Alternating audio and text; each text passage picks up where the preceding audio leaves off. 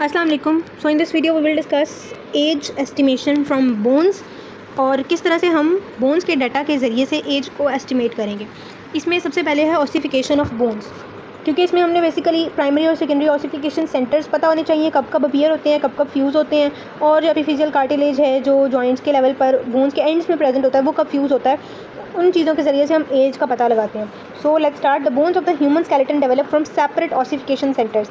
ठीक है, ये बात कुछ इस तरह से है कि लाइक अगर हमारी कोई बोन है, अगर ये लेट्स सपोज फीमर है, ठीक है, तो ऐसा नहीं है कि फीमर का पहले ये वाला पोर्शन बना है और वो लंबा होता गया और पूरी फीमर बन गई। No, that's not like that. होता असल में ये है कि अगर ये हमारे पास फीमर बननी है तो शुरू में क्या होगा, जब इसकी डेवलपमेंट हो रही है तो एक ऑसिफिकेशन सेंटर यहाँ डेवलप हुआ, एक यहाँ डेवलप हुआ, एक यहाँ डेवलप हुआ, 3 let suppose ossification centre develop हुए। वो बढ़ते गए और वो तीनों बढ़ते एक दूसरे के साथ आकर मिल गए और उन्होंने उतना ही बढ़ना है जितनी इस बोन की हमें विड्थ और लेंथ चाहिए। मॉलिक्यूलर फैक्टर्स इन सब चीज़ों को रेगुलेट कर रहे होते हैं। जब ये तीनों अपनी फेट के अकॉर्डिंग इन्होंने बढ़ लिया तो फिर क्या करता है, ये तीनों आपस में फ्यूज़ कर जाते हैं। ऐसा नहीं होता ये अलग से एक बोन बना लेगी, अलग से एक बोन बना लेगी, अलग से एक बोन बना ले। नो, ये तीनों फ्यूज़ कर जाते हैं। तो हमारे लिए ये डाटा इंपॉर्टेंट है कि कब ये अपीयर होते हैं और कब ये फ्यूज़ करते हैं। ठीक है, for estimation of age. So इस बात का मतलब ये है कि ये सेपरेट ऑसिफिकेशन सेंटर से ह्यूमन बोन्स डेवलप करती हैं। From these centre ossification progresses till the bone is completely formed. These changes can be studied by means of X-rays. Even X-rays पर आप प्राइमरी और सेकेंडरी ऑसिफिकेशन सेंटर्स भी पता कर सकते हो और उनकी फ्यूजन हो रही है ये भी पता लग सकता है। It is therefore possible to determine the approximate age of an individual by radiological examination of bones till ossification is completed. अभी यहाँ पर हम कुछ पिक्चर्स भी हैं जिसमें एक्सरेज दिखाए गए हैं, उनकी भी प्रैक्टिस करेंगे और वो ऑस्पी में आ भी सकती है, क्योंकि बारीक से मैं पढ़ा रही हूँ और इसकी पिक्चर्स जो हैं वो ऑस्पी में आती हैं तो वो आपको भी आ सकती हैं, तो we will practice that as well. अच्छा, while the time of ossification gives a good indication of age, it should be remembered that. अब आपको पता है कि ऑसिफिकेशन बहुत सर्टन होती है कि इस एज पर इस बोन की हो रही है, इस एज पर इस बोन की हो रही है। ठीक है, तो ये हमें एज बता सकती है लेकिन इसमें वेरिएशंस भी हो सकती हैं डाइट की वजह से, जोग्राफिकल वेरिएशंस हो सकती हैं, कुछ हेरिडिटरी वेरिएशंस हो सकती हैं। उसके अलावा जो एपिफिसिस की यूनियन कार्टिलेजिनस, अब हमारे पास बोन्स की भी डिफरेंट टाइप्स हैं। कुछ मेम्ब्रेनस बोन्स हैं जो मेम्ब्रेनस ऑसिफिकेशन के ज़रिए से ऑसिफाई होती हैं, कुछ कार्टिलेजिनस ऑसिफिकेशन के ज़रिए से ऑसिफाई होती हैं। 2 मेथड्स हैं ऑसिफिकेशन के।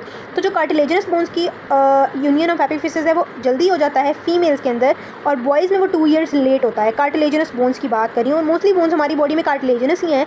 जो फ्लैट बोन्स हैं जैसे स्कल की बोन्स हैं और कुछ और 1-2 बोन्स, स्टर्नम है, ये 2-4 मेम्ब्रेनस बोन्स हैं। ठीक है, मोस्टली कार्टिलेजिनस ही हैं और ये जो कार्टिलेजिनस बोन्स हैं ये सारी फीमेल्स में 2 साल पहले ऑसिफाई यूनियन हो जाता है एपिफिसिस का और मेल्स में 2 साल लेट होता है। ठीक है, accept in case of skull sutures, ये थोड़े से सेम ही टाइम पर जो हैं वो क्लोज होते हैं। ठीक है, और ये फीमेल में बल्कि स्लोली होते हैं देन इन द मेल, यानी पहले मेल में फ्यूज़ हो जाएंगे बाद में फीमेल में होंगे, बाकी हर जगह फीमेल्स में पहले हो रही है फ्यूजन। ठीक है, तो ये एक वेरिएशन है। Under tropical condition ossification is observed earlier than in temperate areas. तो यानी जो हम ट्रॉपिकल एरियाज़ में रहते हैं तो उन एरियाज़ में जल्दी हो जाती है ossification as compare to temperate area, जहाँ टेम्परेचर थोड़ा जो है वो इतना एक्सट्रीम्स पर नहीं जा रहा होता। अच्छा, उसके बाद है the following chronology of ossification data provides the principal points of determination of age. The data are for males unless way specifically stated otherwise. अच्छा, ये सारा डाटा जो अब आगे आपको बताया जाएगा इट इज़ फॉर मेल्स, अगर जहाँ फीमेल्स का रिक्वायर हुआ वहाँ वो बता देंगे आपको। ठीक है, at birth lower end of femur shows a centre of ossification about 1/2 centimetre in diameter. अच्छा, अब यहाँ पर ये जो डिटेल लिखी हुई है ना, ये सारी दिस इज़ वेरी वास्ट और इतनी सारी डिटेल विद न्यूमेरिक्स याद करना पॉसिबल नहीं है, तो हम इसको थोड़ा सा टेबुलेटेड फॉर्म में स्क्वीज़ करके मैं आपको फिर हम इस पर शिफ्ट करेंगे ताकि आपको थोड़ी बहुत अंडरस्टैंडिंग डेवलप हो जाए, फिर हम इस पर आएंगे। ठीक है, ये सारे ऑसिफिकेशन सेंटर्स ही बताए हुए हैं, मैं आपको टेबल से समझाती हूँ। सो अब हमें यहाँ पर कुछ आपके लिए टेबल्स और फ्लो चार्ट्स ड्रॉ हुए हैं। फ्लो चार्ट्स तो नहीं है, सच टेबल्स नहीं हैं, वो हम पढ़ते हैं, उनके ज़रिए से थोड़ा सा इजी हो जाएगा इसको पढ़ना। ठीक है, so let's start. Estimation of age becomes a problem in the presence of putrefaction, burning and when the soft tissues are missing. ऐसी सिचुएशन में जब आपके पास सॉफ्ट टिश्यू नहीं है तो फिर आप बोन्स की तरफ जाते हैं कि आप उनसे एज को डिटर्मिन करेंगे। ठीक है, in this condition age of bone means age of person that is determined by subjective and objective examination. The parameters of study are, अब हमने बोन में क्या क्या पैरामीटर स्टडी करने हैं, ये तीनों चीज़ें मैं आपको ऑलरेडी बता चुकी हूँ। ठीक है, और age can be further divided into 2 groups. अब एक एज है इंट्रायूट्राइन एज, अगर कोई लेडी है वो प्रेग्नेंट थी व्हेन शी वाज डाइड, तो उस टाइम उसकी जो बेबी था, जो फीटस था, उसकी क्या एज होगी वो भी हमने कैलकुलेट करनी है कि कितने मंथ्स की प्रेगनेंसी थी, तो वो भी इसी में आ जाती है, तो हम वो कैलकुलेट करेंगे। और फिर हम एक्स्ट्रा यूट्राइन यानी आफ्टर बर्थ फिर एंड आफ्टर बर्थ, जब तक किसी भी पर्सन की ज़िंदगी और उसकी डेथ किस एज में हुई है वो हमने उसकी एज पता लगानी है एक्स्ट्रा यूटेराइन मेथड में। तो वही हमने इसको डिवाइड किया हुआ, ठीक है। Intra uterine life, this age can further be divided into age 1, यानी हमने इसको फर्दर डिवाइड कर दिया है कि रेंजिंग फ्रॉम 1 to 8 वीक्स तक एक उसको जोन में रखा है।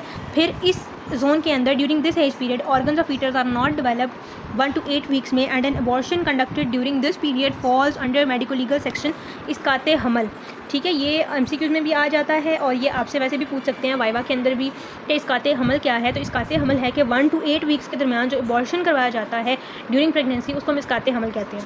फिर दूसरा है इस्काते जानिन, ठीक है। इसमें 9 to 38 वीक्स यानी 8 वीक के ऑनवर्ड आप 38 वीक की टोटल प्रेगनेंसी होती है। उस दौरान जब कोई भी अबॉर्शन होता है तो फुली फीटस के ऑर्गन्स फुली डेवलप होते हैं, ठीक है। और इसमें जो मिसकैरेज होता है, जो अबॉर्शन होता है, वो फिर इस्काते जानिन के जो है डोमेन में आता है, ठीक है। ये हमारे पास 2 टर्म्स थी, ये इंट्रा यूटेराइन के लिए था, ठीक है। उसके बाद है एक्स्ट्रा यूटेराइन एज। अब एक्स्ट्रा यूटेराइन एज को हमने 4 पार्ट्स में डिवाइड किया है। एक चाइल्डहुड है, फिर एडोलेसेंस है, फिर एडल्ट लाइफ है और फिर ओल्ड एज है। अब हम बारी बारी देखते हैं इनको। हमारे लिए कुछ पैरामीटर्स हैं, जैसे टीथ एक पैरामीटर था। टीथ की हमने सारी डिस्कशन लास्ट प्रैक्टिकल में बहुत डिटेल में डिस्कस कर ली है, ठीक है, वो सारा कुछ। उसके बाद अब आ जाते हैं हम फीटस पर। For foetus the most important age is the age of viability. Age of viability क्या है कि जब उसके सारे ऑर्गन्स डेवलप हो चुके हैं, हार्ट बीट स्टार्ट हो गई, अब वो वायबल है, that is the 28th week of intra uterine life. इसको हम कहते हैं, ये वो वीक है या वो टाइम पीरियड है जब primary centre of talus appear होता है। फर्स्ट बोन का प्राइमरी सेंटर अपीयर होता है, दैट टैलस का अपीयर होता है, ठीक है। और फर्स्ट बोन तो नहीं कह सकते, बट ये वो टाइम है जब फीटस वायबल हुआ है और इस टाइम पर इस बोन का प्राइमरी सेंटर अपीयर हो रहा है, टैलस का, ठीक है। Age of full term foetus is 36 weeks plus when the following ossification centres appear. यानी अब आप फुल टर्म फीटस को कब कहेंगे कि उसकी एक तो एज 36 वीक्स होनी चाहिए, और वो आपको कैसे पता चलेगा, उसका लोअर एंड ऑफ फीमर और अपर एंड ऑफ टिबिया, ये दोनों, इनके दोनों के ऑसिफिकेशन सेंटर्स अपीयर हो चुके होंगे, ठीक है। अगर ऑसिफिकेशन सेंटर्स अभी अपीयर नहीं हुए, इसका मतलब वो 36 वीक से कम एज है, उसकी 36 वीक एज नहीं है। तो ये आपको एक मार्कर्स बताए हुए हैं कि अगर ये वाला अपीयर होगा तो इतने मंथ्स उसकी एज होगी, इतने वीक्स होगी, एंड सो ऑन। सो अब हम बारी बारी देखते हैं इंट्रा यूटेराइन लाइफ में मंथ्स के हिसाब से कि कौन कौन से सेंटर ऑफ ऑसिफिकेशन डेवलप होते हैं। सो 1.5 मंथ पर सबसे पहले आपने पढ़ा होगा, सबसे फर्स्ट बोन जो बनना स्टार्ट होती है, जिसका ऑसिफिकेशन सेंटर अपीयर होता है, दैट इज़ क्लेविकल। तो 1.5 मंथ पर क्लेविकल का सेंटर ऑफ ऑसिफिकेशन अपीयर होता है।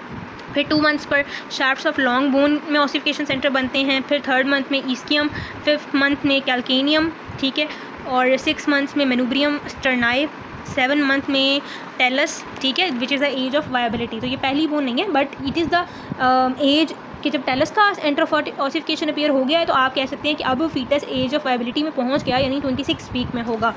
8 मंथ में देखा जाए तो सारे सेगमेंट्स ऑफ स्टर्नम के ऑसिफिकेशन सेंटर्स अपीयर हो जाते हैं, मेनुब्रियम के, बॉडी के, ज़ीफी स्टर्नम के, ठीक है। 9 मंथ्स में देखा जाए तो lower end of femur, cuboid, upper end of tibia और हेड ऑफ ह्यूमरस। ये अभी हमने यहाँ पर भी बात पढ़ी हुई है। जब ये वाले सेंटर्स अपीयर हो जाएं, ये हमें कैसे पता चलता है, एक्सरे में, हम एक्सरे में देखते हैं। तो फिर आप कह सकते हैं कि फुल टर्म जो है वो फीटस है या 9 मंथ्स की प्रेगनेंसी है। तो ये सारी इंट्रा यूटेराइन कैसे आप आइडेंटिफिकेशन करें उसके ज़रिए से है। अब आफ्टर बर्थ क्या हो रहा है, नियोनेटल पीरियड में और फिर उससे ऑनवर्ड इन्फेंसी में फर्स्ट मंथ यानी 1 मंथ में हेड ऑफ टिबिया में ऑसिफिकेशन सेंटर अपीयर होता है, हेड ऑफ टिबिया का ऑसिफिकेशन सेंटर। फिर 3rd मंथ के अंदर head of femur and lower end of tibia, ठीक है। जो ऊपर हमने पढ़ा था that was lower end of femur and upper end of tibia. अब लोअर एंड ऑफ टिबिया है और अपर एंड ऑफ फीमर है या हेड ऑफ फीमर है, ठीक है। 3rd मंथ आफ्टर बर्थ में हो रहा है ये। 6th मंथ में लोअर एंड ऑफ फिबुला होगा। 7th मंथ में lower end of radius and greater tuberosity of humerus. 7th month में इन दोनों के ऑसिफिकेशन सेंटर्स अपीयर हो रहे हैं, ठीक है। 10 मंथ्स to 3 ईयर्स की एज में अब स्मॉल बोन्स के ऑसिफिकेशन सेंटर्स, हैंड, फीट के, फिबुला के, हेड के, पेटला के and greater trochanter of femur, इन सब के ऑसिफिकेशन सेंटर्स अपीयर हो रहे हैं। और जब 4 साल का हुआ है तो हेड ऑफ रेडियस, और 5 ईयर की एज में लोअर एंड ऑफ अल्ना का ऑसिफिकेशन सेंटर अपीयर हो रहा है। लेटर ईयर्स में 8 ईयर्स में ओलिक्रिनॉन प्रोसेस है। 9 ईयर्स में लेसर ट्रोकेंटर ऑफ फीमर है।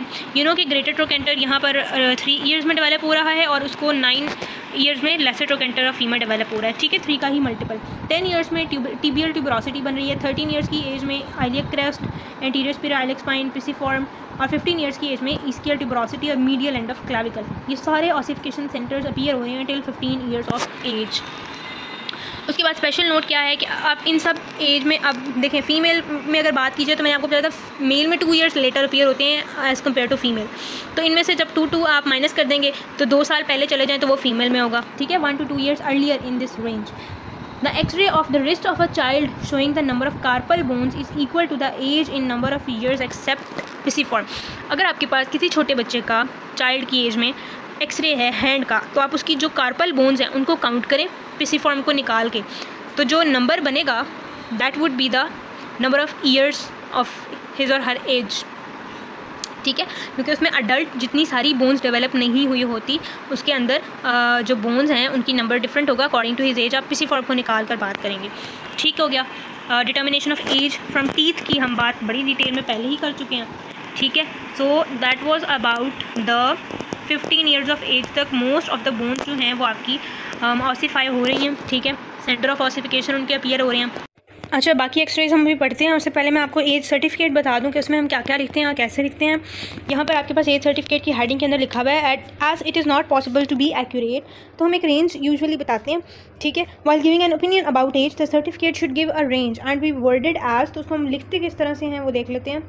फ्रॉम, अब ये उसका पूरा अंदर जो भी उसके अंदर लिखा जाता है पूरा वो इन्वर्टेड कॉमास में आपको दिखाया हुआ है। From the general physical dental and radiological examination of जिस भी बोन की आपने एग्जामिनेशन की है और जो उसकी पर्सन का नाम है वो आप इधर लिखेंगे, यहाँ पर पर्सन का नाम लिखेंगे।